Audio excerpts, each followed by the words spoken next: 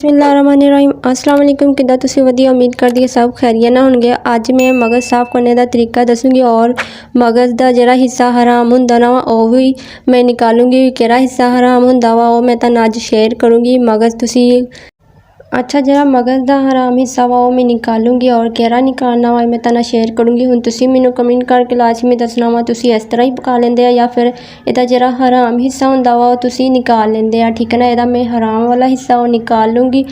अच्छा जी, तुसी देख सकते इहदे नाल जिहड़ा जुड़िया होया ना हिस्सा वाइट या ये हराम आ और ये मैं निकालूँगी। किस तरह निकालना वा, ठीक है ना, दो चीज़ां वा इहदे विच निकालने वालियां और तुसी निकाल लेनियां वा।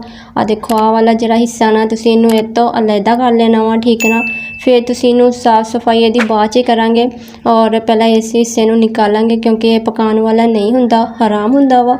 अगर तुसी मेरे चैनल ते नवे तो जल्दी ना जाके सबसक्राइब कर दो और नाल ही बैल आइकन दा बटन प्रेस कर दिओ ताकि तुहानूं हर आने वाली वीडियो मिल सके। अच्छा जी, जिहड़ा एक आ वाला हिस्सा हुंदा ना इहदे अंदर ये वाइट वाला जिहड़ा वाइट नज़र आ रहा ना तुहानूं ये निकाल लेना वा। ठीक है ना, ये वाला नहीं पकाईदा हुंदा, ये हिस्सा हराम हुंदा वा और ये मैं निकाल लूँगी। पहले साफ़ करने तो पहला मैं निकाल लूँगी। ठीक है ना, और एक पार्ट इहदा होर है, इहदा हिस्सा एक होर आ इस साइड ते आ थोड़ा जिहा ये भी मैं निकालूँगी। ठीक है ना, इहदे नाल ही जुड़िया हुंदा वा, इनू भी मैं निकाल लूँगी। ठीक है ना, इनू अच्छी तरह इहदे अंदरों निकाल लेना वा। आ दो चीज़ां जिहड़ियां ना इहदे नाल ही हिस्सा हुंदा वा और इनू मैं निकाल लिया क्योंकि ये पकाने वाला नहीं हुंदा, ये हराम हुंदा वा। ठीक है ना, तुसी हुण किद्दां पकांदे आ तुसी मैनूं शेयर करके ज़रूर दसना वा। ठीक है ना, आ निकाल लूँगी और मैं इनू हुण बॉयल करूँगी अच्छी तरह। ठीक है ना, इनू साफ़ करूँगी और साफ़ करने का बहुत ही आसान तरीका वा, बहुत ही ज़बरदस्त और अच्छी तरह बॉयल आएगा। इनू 5 मिनट हो चुके आ, अच्छी तरह बॉयल आ चुकिया वा और 5 मिनट में अच्छी तरह और बॉयल आन दूँगी क्योंकि अच्छी तरह उबल जाएगा।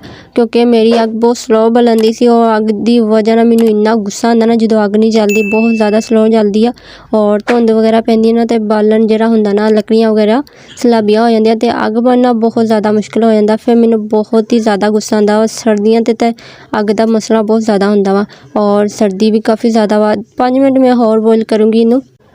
चलो जी, अच्छी तरह उबल जाए और मेरे चैनल को सब्सक्राइब नहीं किया तो जल्दी ना जाके सब्सक्राइब भी कर दो और बेल आइकन का बटन प्रेस कर दो ताकि तुहानूं हर आने वाली वीडियो मिल सके। अच्छा जी, अच्छी तरह उबल चुकिया वा। हुण मैं इनू साफ़ करूँगी। अब बहुत ही आसान तरीका वा साफ़ करने ना और गरम गरम तुसी साफ़ कर लेना वा। ठीक है ना, नीम गरम ही आ, इन्ना ज़्यादा गरम भी ना हो के साफ़ करना मुश्किल है, पर गरम गरम ही साफ़ हुंदा वा और अच्छी तरह जिहड़े इहदियां नब्ज़ां वगैरह सारियां निकाल लेनियां वा। खुद ही वीडियो बना रही है, एक हाथ मेरे मोबाइल पकड़िया होया वा ते इस तो मैनू ना थोड़ा जिहा साफ़ करना मुश्किल लगन दिया वा क्योंकि एक हाथ मेरे मोबाइल है और मैं तुहानूं शेयर कर दिंदी आ। उम्मीद है अज दी रेसिपी तुहानूं ज़रूर पसंद आएगी और इस तरह तुसी साफ़ कर लेना क्योंकि गरम गरम हुंदा ना तो जल्दी साफ़ हो जांदा वा। इस तरह बिल्कुल साफ़ सुथरा हो जाना और साफ़ सुथरा ही करके पकाना चाहिए। जिहड़ियां इहदियां नब्ज़ां वगैरह हुंदियां ना और निकालने तो बहुत ही आसानी हुंदी है इन्ना।